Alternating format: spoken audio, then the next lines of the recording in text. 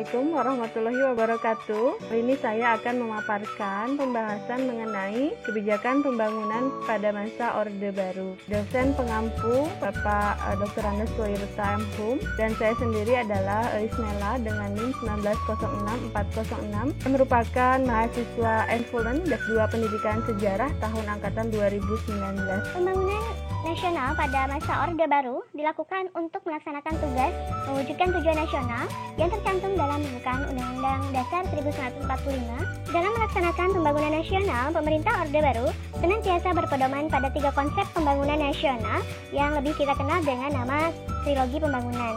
Nah, yang pertama ini adalah pemerataan pembangunan dan hasil-hasilnya yang menuju pada terciptanya keadilan sosial bagi seluruh rakyat. Yang kedua, pertumbuhan ekonomi yang cukup tinggi. Ketiga adalah stabilitas nasional yang sehat dan dinamis. Dalam mewujudkan tujuan nasional ini, pemerintah beserta Majelis Permusyawaratan Rakyat menetapkan garis-garis besar haluan negara yang merupakan pola umum pembangunan nasional dalam rangkaian program-programnya yang kemudian dijabarkan dalam rencana pembangunan 5 tahun atau Repelita. Nah, berikut ini adalah pembahasan yang akan saya paparkan. Repelita atau rencana pembangunan 5 tahun pada masa Orde Baru berisi program-program konkret yang akan dilaksanakan dalam kurun waktu 5 tahun. Orde Baru ini mampu menciptakan dan memelihara stabilitas sosial, politik dengan mewujudkan pembangunan nasional yang dirancang secara bertahap dan berkesinambungan. Dalam Repelita ini dimulai sejak tahun 1969 sebagai awal pelaksanaan pembangunan jangka pendek dan jangka panjang. Nah, kemudian terkenal dengan konsep pembangunan jangka panjang tahap 1 sekitar tahun 1969 hingga 1994. Menurut indikator saat itu, pembangunan dianggap telah berhasil memajukan segenap aspek kehidupan bangsa dan telah meletakkan landasan yang cukup kuat bagi bangsa Indonesia untuk memasuki pembangunan jangka panjang tahap kedua. Yang direncanakan pembangunan tahap kedua ini yaitu tahun 1995 hingga 2020. Berikutnya adalah pelita. Pembangunan jangka pendek pada masa Orde Baru ini dibagi menjadi 6 pelita. Yang pertama, pelita 1 yaitu sekitar 1 April 1969 hingga 31 Maret 1974. Tujuan pembangunan pada pelita pertama yaitu peningkatan taraf hidup masyarakat Indonesia, dan yang kedua adalah fokus pembangunannya yaitu bidang pertanian, industri, pertambangan, rehabilitasi, dan perluasan sarana dan prasarana sosial. Pada pelita kedua yaitu 1 April 1974 sampai 31 Maret 1979, tujuan pembangunannya yaitu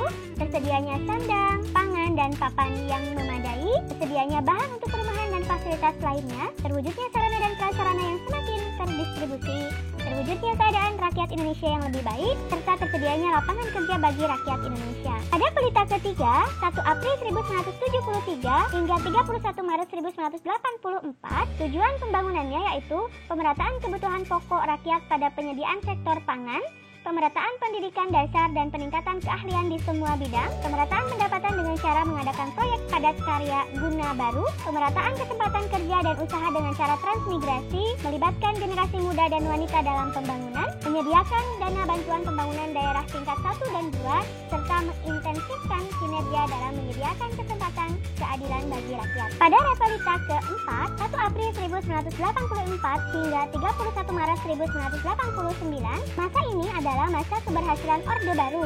Misalnya adalah keberhasilan program KB dan swasembada pangan. Namun, ada kecenderungan hanya terdapat di Pulau Jawa saja. Pelita 5, 1 April 1989 hingga 31 Maret 1994. Pelaksanaan pembangunan sudah mulai tidak merata. Pembangunan cenderung hanya di Pulau Jawa saja. Tingkat korupsi tinggi dan utang luar negeri makin banyak. Terakhir adalah pelita 6, 1 April 1994 sampai 31 Maret 1999. Masa ini adalah masa kejatuhan pemerintah Orde Baru. Pada saat itu, utang luar negeri Indonesia mencapai 136 miliar dolar Amerika Serikat pada tahun 1997. Berikutnya adalah pembangunan bidang pertanian. Nah, pada bidang pertanian ini, swasembada pangan merupakan fokus tersendiri dalam rencana pembangunan yang dibuat oleh Soeharto pada saat itu. Pada pelita 1 yang dicanangkan landasan awal pembangunan pemerintah Orde Baru dititik beratkan pada pembangunan di sektor pertanian ini agar dapat mengejar keterbelakangan ekonomi melalui proses pembaruan sektor pertanian. Pada saat itu, Soeharto membangun dan mengembangkan organisasi yang akan menjalankan program-program yang ada pada Pelita 1 tersebut atau lebih ke program dalam bidang pertanian tersebut. Misalnya adalah Badan Usaha Unit Desa atau BUMD. BUMD ini dibentuk oleh Fakultas Pertanian Universitas Gadjah Mada yang tujuannya yaitu memberikan motivasi produksi dan mengatasi hambatan-hambatan yang dihadapi para petani. Yang berikutnya adalah membentuk Balai Pengkajian Teknologi Pertanian atau BPTP. BPTP ini berkembang untuk menghasilkan inovasi untuk mengembangkan pertanian yang salah satu produknya cukup terkenal pada saat itu yaitu varietas unggul tahan warang. Berikutnya lembaga yang tak kalah pentingnya yang dibentuk oleh Soeharto yaitu Lembaga BIMAS atau Bimbingan Massal. Lembaga ini diperuntukkan untuk meningkatkan produksi beras dan koperasi sebagai organisasi ekonomi masyarakat pedesaan, sekaligus menjadikan kepanjangan tangan pemerintah dalam menyalurkan sarana pengolahan dan pemasaran hasil produksi. Di sisi lain juga, pemerintah menciptakan Badan Urusan Logistik atau Bulog yang sampai saat ini masih ada ya. Pembangunan bidang pendidikan pada masa Orde Baru dikelompokkan menjadi 6 poin. Yang pertama, melanjutkan program pemberantasan buta huruf.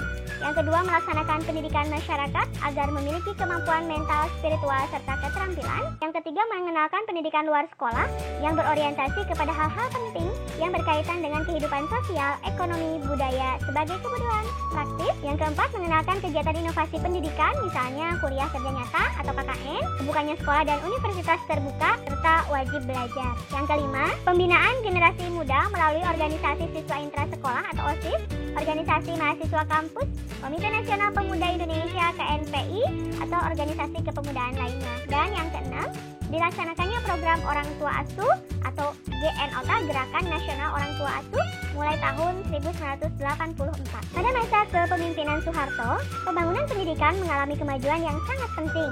Ada 3 hal yang perlu dicatat oleh kita semua. Yang pertama adalah pembangunan sekolah dasar Impres atau SD Impres, dan yang kedua adalah program wajib belajar.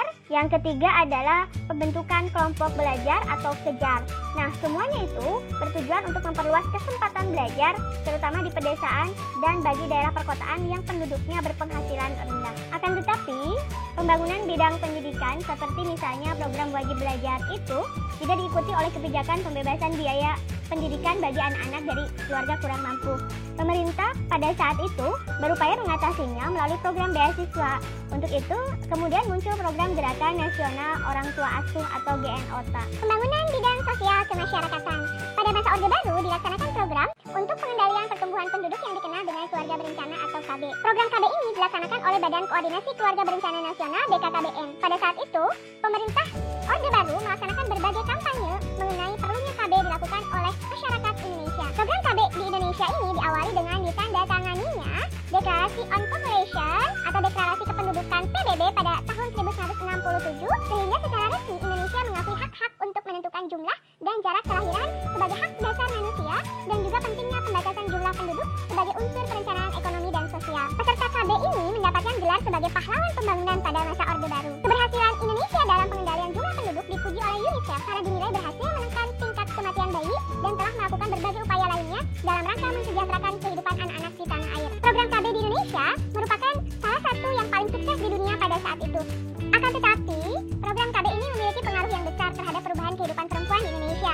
Perempuan tak lagi bebas mengaktualisasikan dirinya sesuai dengan kehendaknya. Semua diatur oleh negara sampai pada hak pribadi mereka sebagai seorang perempuan. Berikutnya adalah pembangunan bidang sosial kemasyarakatan, dalam hal ini adalah kesehatan masyarakat dan posyandu. Perkembangan pusat kesehatan masyarakat atau puskesmas yang saat ini kita ketahui bersama itu bermula dari konsep Bandung Plan tahun 1951.